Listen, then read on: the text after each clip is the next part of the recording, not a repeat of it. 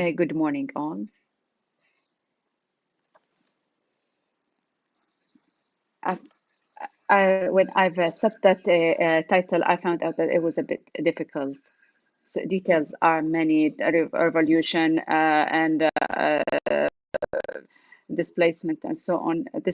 So the only solution that I had in mind is to intensify this paper. So, and I'm sorry for the intensity of this. I'm going to read just to commit to the time.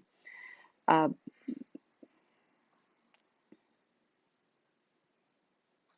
and I hope that some things would be missing, but then during the Q&A session, we'll have the chance to talk more into details. Societal change differs from historical transformation, but it contributes to determining the fate of the latter. Um, we should not be described, the adoption of a social security law in Palestine should not be described as a historical transformation, but the existence of a social security law will play a non-secondary role in determining the nature of the Palestinian state. As emergence will constitute a historical transformation. And the idea here is it's not about that every social action and transformation action is a revolutionary action. So the accumulation of such actions could be revolutionary. One difference between the two is that the process of social change is a continuous process, often a linear process, while historical transformations are seen in leaps and accompanied by structural transformations. In general, in order to limit the discussion about the actors of social change outside the scope of the revolution, it is possible to accept defining the act of social change by the cumulative action that changes the current situation to a degree that remains within what can be called the reform that takes place within the existing system. And it works either in a conscious way or acquired by fragmentation, and not only to change it radically, even if the goal is in the long run to replace it. The revolutionary change is carried out by the revolutionaries and those who seek to destroy and crush the existing system and not to work within it. The actual role of revolutionaries, revolution, begins after the regime reaches a state in which its continuation is not possible. This situation has arisen already, and in many cases, suddenly by an unplanned and spontaneous act. As for the success of a revolution, it depends on the presence of the agents of change, their willingness, organization, programs, and their ability to engage in a process of building a new system instead of fragmenting and eroding the old one. The act of social change necessarily constitutes an interaction between societal components and necessarily constitutes a present struggle for the future. In the structure of every society whose members are not equal, there should be a conflict. As for the issues of conflict and its form, they are related to two things. First, the power relations embodied in the existing structures, and the second is the awareness of those wishing to change the current reality of the necessity, possibility, and the nature of the desired change and their possessiveness of its tools. The scope in which the conflict takes place is what we call the public space. Thus, public space is an abstract concept that does not refer to something concrete, but rather to a set of interactions that we call the domain in which public space occurs. The interactions that define the public space and its boundaries are characterized by being the same mechanism through which the nature, conditions, rules, and origins of those relationships between people that aim directly or indirectly to form a change of a society, its environment, defining its features, and formulating its future. In other words, the public space is the context of non intimate social relations because the latter, which is intimate, does not and should not relate to what affects the life and future of a society as a whole. Usually, intimate relations are in public space and not private space and not public space. It seems to me that many perceive the public space mechanically as a vessel in which people interact. But this perception is not good enough. Firstly, because it's not right, because it's not normal as public space. And despite that, there are places that symbolize it. And secondly, because one of the consequences of this perception is that it allows the confusing between the conflict of interests and that are related to the public private sector on the one hand, and controlling it on the other hand. While the conflict of interests can be linked to a debate among the jurists, attempts to control the public space are like closing the door of ijtihad or trying the best. And this closure is a characteristic of the new liberal era and the harbingers of fascism and its context. As for the tools used to close the door of ijtihad, this is the subject of this intervention. Before going into this discussion, I find that I have to answer a number of questions posed by the new tools for social interaction, which are digital tools. Do we consider the virtual space as a public space?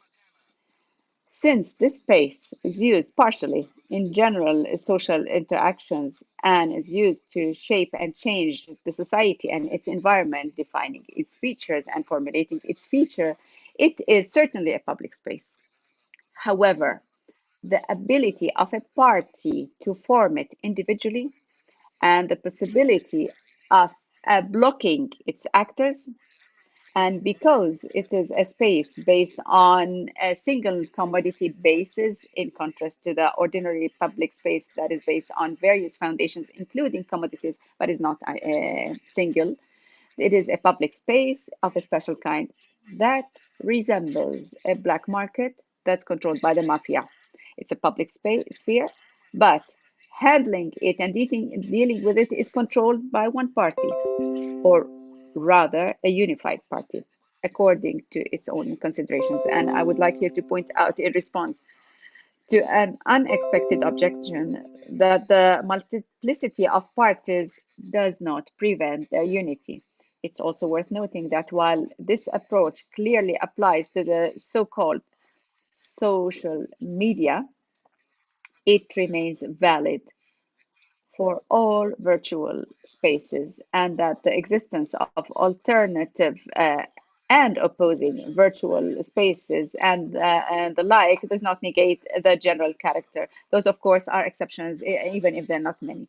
Since and the public space is the same context of the social interactions that define it, then there is a mutual condition between the social context and social interactions. And that would show the consistent, and the interaction is done through the determining the narrowness, and plus like the political space and political system production relations and everything that would define the feature of the historical era of society. Thus, social struggles over changing and or maintaining and enhancing reality are necessarily struggles over public space. Therefore, the various forms of usurpation of public space are the tools of reactionary and conservative social forces that take advantage of the status quo and suppress all attempts to change for the change in different ways. The methods of suppressing change vary according to their nature in terms of their impact on one of the stages of the intended change process: sterilization, abortion, mutilation, strangulation, alienation, substitution, settlement, and expropriation are all geared toward preventing any real change to the status quo using one of the three possible techniques. The first is to prevent the emergence of the act of change, such as curbing the will through ideological framing or creating false awareness, and turning public issues into intimate issues that are to be addressed in a private space, or preoccupying people with their life issues by foreclosure ways in ways that are like a counter revolution in a way that is that would the expropriation of public space, its settlement, and its displacement. The second is the societal change towards something is like the popularism and the adoption of social. The third is to have opposing through expulsion, banishment, exile, imprisonment, and so on. On the other hand, there are various techniques that aim to consolidate the status quo, preserving and developing the interest of the dominant powers, regardless of the presence or absence of acts of resistance. These technologies lie in creating value systems that beautify the current situation, call for patience, and convince the society that it was not possible to be more creative than it was, and offer promises for a better future. If not today, then tomorrow, and if not in the world, then in the later, in the other life. And they work to raise the responsibility of the dominant forces of the status quo, and to attribute themselves, the whole individual society and the forces of resistance, the responsibility for the failure to reach or a better situation, just like is happening with Birzeit University administration that holds the workers' union responsible for the university's financial crisis, and before that, it holds the university's private sector is that's responsible for the failure to find employment for graduates. Although it's clear that the private sector is unable to expand the labor market, yet it insists that universities must adapt itself to the needs of this market. And the market is narrow. It's the employment is so big, and they say that the universities does not really do well despite the absence of these needs. It insists on suppressing the cooperative patterns of work, in addition to the constant attack on the idea of the public sector, despite its absence. Since every act of change reshapes the public space, the widening of the public space is an indication of the effect of the act. Although expanding the public space does not necessarily mean changing it, its continuous expansion causes a steady change in the ingredients of the success of acts of change. This is the reason why conflict over public space is an issue, regardless of the issue of conflicts. This specifically means that there is a struggle over the right to participate in shaping the public space. Conservative and reactionary forces want to monopolize the change process and limiting it to what serves their hegemony using one of the techniques we've mentioned earlier.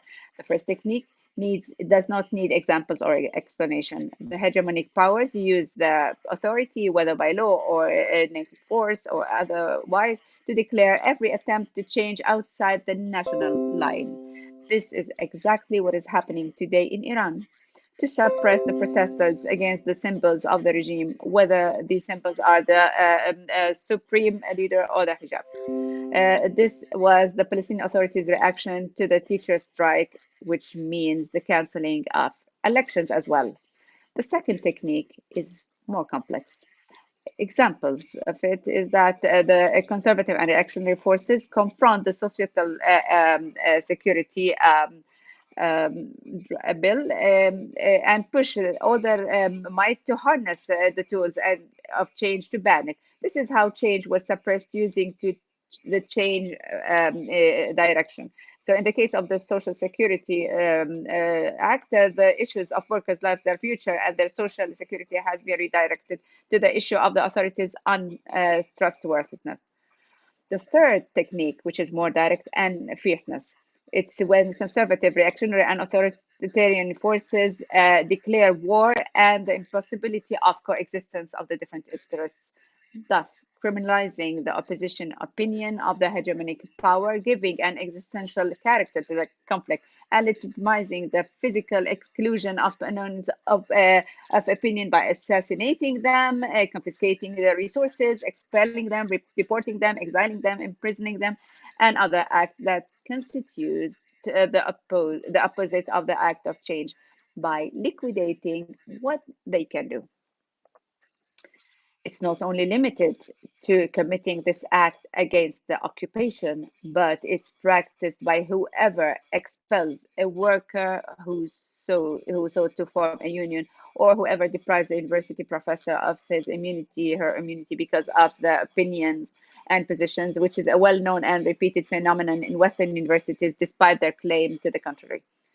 Of course, these techniques take primitive and more egregious forms when they can't make political and personal loyalty a condition of employment, even if this takes on a bureaucratic character under the pretext of higher national interest or a clan character.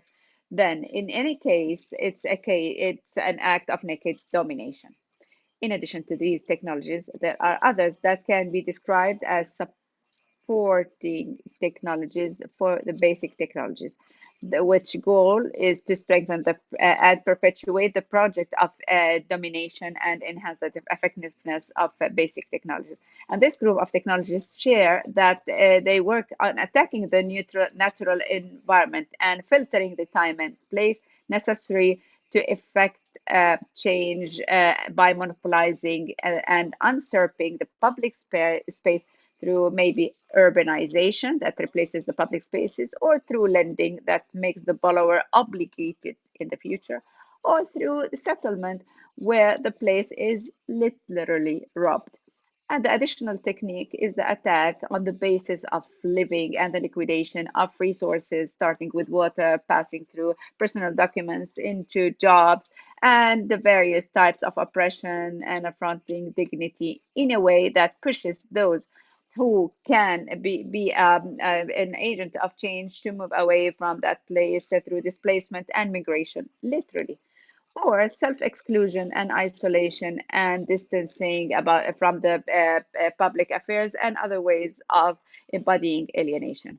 Of course, all this is accompanied by the establishment and dissemination of a general awareness and a prevailing culture which raises the status of the personal and self and individual in various ways and under various slogans, not the least is which is leadership and creativity, and not the last of which is positionalism, which in its it entirely leads to a redirection of the will within the actors who continue to seek. So they are, but they they seek to improve themselves and to become more worthy, not by what they produce themselves, but by what the system that presents them with the rights provides them as opportunities worth seizing. Thus, it is clear that the counter-revolution precedes the revolution in order to anticipate the possibility of its occurrence. Sterilizing the society and blocking the possibility of change are the main tools that prevent revolution from occurring for a while. But what's more terrible is that all this cannot prevent the historical change, whether through revolution, war, or others, and it can make the price of a change very high and make the transaction process longer and more difficult, and will make the outcomes of the change more fragile and worse. So, as for the struggle of over the public space is a struggle over the equality of the future and the quality to the way towards it. The future is inevitably coming, but its characteristics are threatened.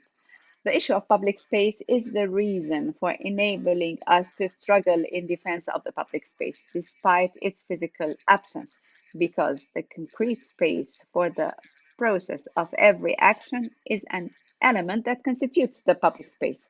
Societal change is cumulative if it is followed in a specific direction, even if it is related to different topics. Learning, national struggle, union struggle, the feminist struggle, all these and others are acts of change that liberate the public space and ward off its negativity and those who seek to monopolize it.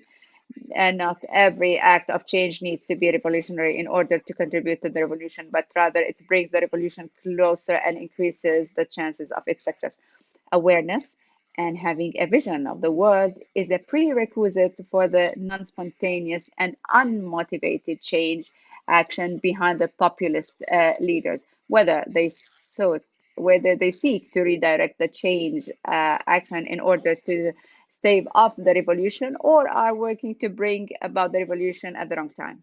Awareness and vision formation require the ability to deep analyze and understand reality, determine the possibilities of change according to data, and then engaging in the process of change with courage, with an accurate awareness of who are the allies, enemies, and a sound assessment of the capabilities. Thank you very much.